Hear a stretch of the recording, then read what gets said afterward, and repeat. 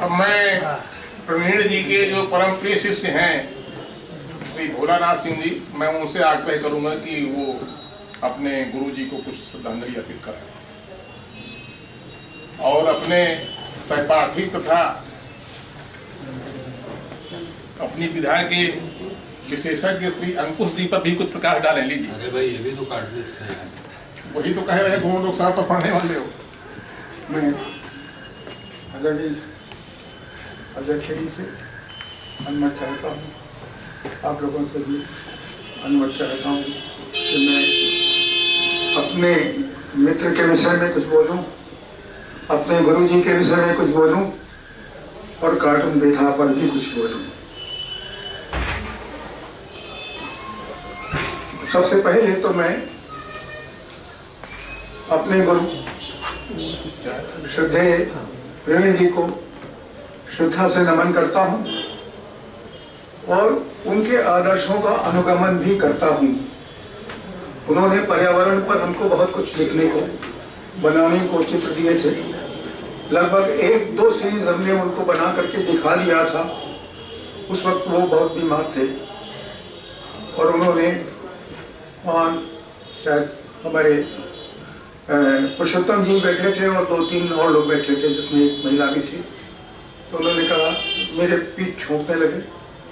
खैर मैं उसका, वो पीठ ठोकना नहीं था आदर्श, वो मेरे उनके आदर्श का अनुगमन था जो मैंने किया, उनका आदेश था जो मैंने किया। जहाँ तक हमारे मित्र, हमारे सहपाठी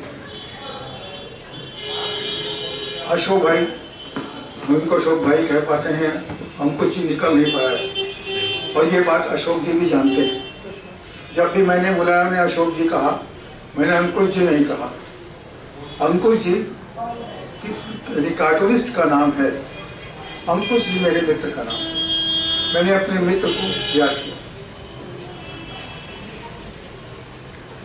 कार्टून विधा पर मैं बोलना चाहता था।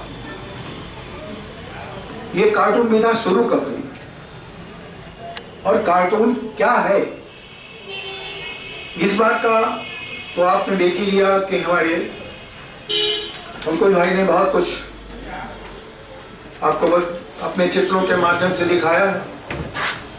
लेकिन कार्टून शुरू हुए हैं, क्यों शुरू हुए मैं बता रहा हूं।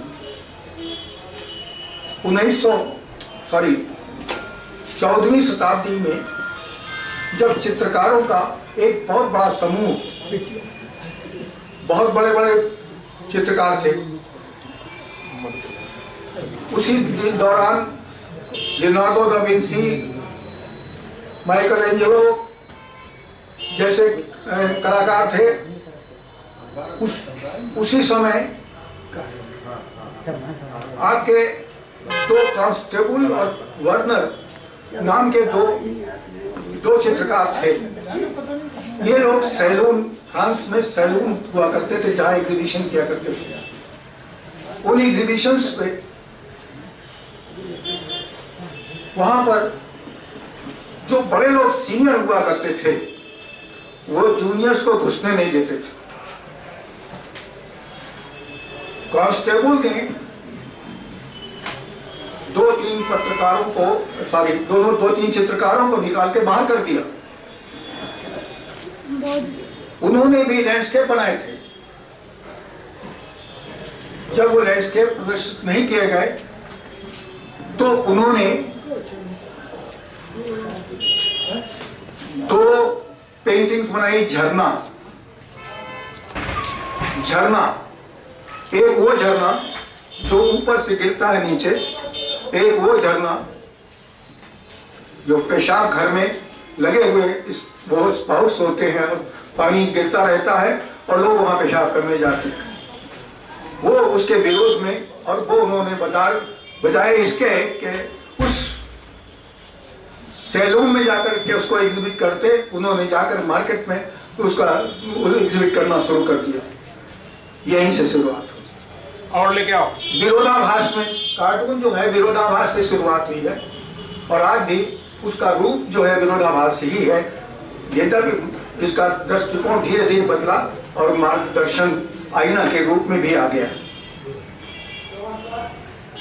आपको ये भी मालूम होगा कि वही 1451 के लगभग बच्चों को एक क्रिसमस ट्री दिखाया कर जाता था और वो क्रिसमस ट्री में लोगों को, बच्चों को गिफ्ट दिया जाता था, लेकिन वो सादा सादा था। तो वो गिफ्ट देता कौन था? तो तमाम कलाकारों ने मिलकर के एक ऐसे व्यक्ति का जन्म दिया, ऐसे कार्टून का जन्म दिया जिसको हम लोग आज सेंटा क्लॉज के रूप में जानते हैं, जो जीवित कार्टून के रूप में आज भी बच्चों के बीच में उतना ही प्रिय है। ये सेंटा क्लॉज एक कार्टून का रूप है। अगर आप देखिए तो उसकी टोपी कहीं जा रही है, पैर में कुछ और है, हाथ में कुछ और है और एक झोला टांगे हुए है और उसके तमाम स्वरूप बदलते चले जा रहे हैं, लेकिन सेंटा क्लॉज वो कार्टून का स्वरूप है। मैं अब फिर आ रहा हूँ पुनः अशोक भाई पर।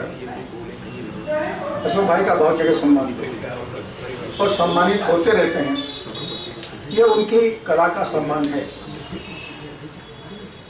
बीए तक हम लोग साथ साथ थे। आज भी शायद मेरे चित्र उनके घर में और उनका चित्र हमारे घर में एक ग्रुप के रूप में मौजूद है। और ये की विलक्षण शक्ति वहाँ से देखने को मिली जब ये मारवाड़ी इंटर कॉलेज में स्टूडेंट थे और वो एक मैगजीन निकली थी। उस मैगजीन में आपने सबसे पहले कार्टून, और वो कार्टून की दिशा देते बीए करने के बाद आप कानपुर मेडिकल कॉलेज जब इसकी स्थापना हुई तो वहाँ एज ए इलस्ट्रेशन के लिए रखे गए, या और भी तमाम इस तरह के काम होते हैं जो है, उसमें वो असर थे। लेकिन इस विधा पर उनकी विशेष पकड़ थी। ये जो इन्होंने बनाया, वैसे तमाम पहले फुटकर तमाम अखबारों में ये चित्र दिया करते थे, लेकिन एक बार नरेंद्र मोहन के सामने भी इन्होंने अपनी विधा रखी और उन्होंने शायद ओके कर दिया था। उन्होंने किया ओके या पूर्णचंद जी ने किया और ये मुझे नहीं याद, लेकिन ये जरूर है कि इस तरह से आपकी जागरण में एंट्री हुई और आज जागरण के साथ साथ पूरे हिंदुस्तान में अशोक भाई छा गए और इसके लिए मैं उनको बधाई देता हूँ। इससे पूर्व मैंने उनको अपनी संस्था से भी एक बार सम्मानित किया था। इस बार भी मेरी राय ली गई थी, तो मैंने कहा इससे अच्छा व्यक्ति कौन हो सकता है। ये वही पुरुषोत्तम भाई आए थे तो उन्होंने कहा हमें कैसे अच्छा कौन हो सकता है, और उसमें इनिशिएटिव जो था, सबसे पहला इनिशिएटिव वो हमारे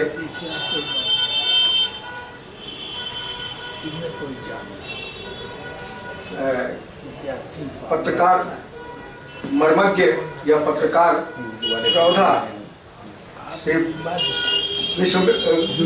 विष्णु जी ने मतलब सबसे पहले ये कहा और इसको आनंद मदन भाई मैंने भी किया, और इसके लिए हमारे सारे लोग मान गए।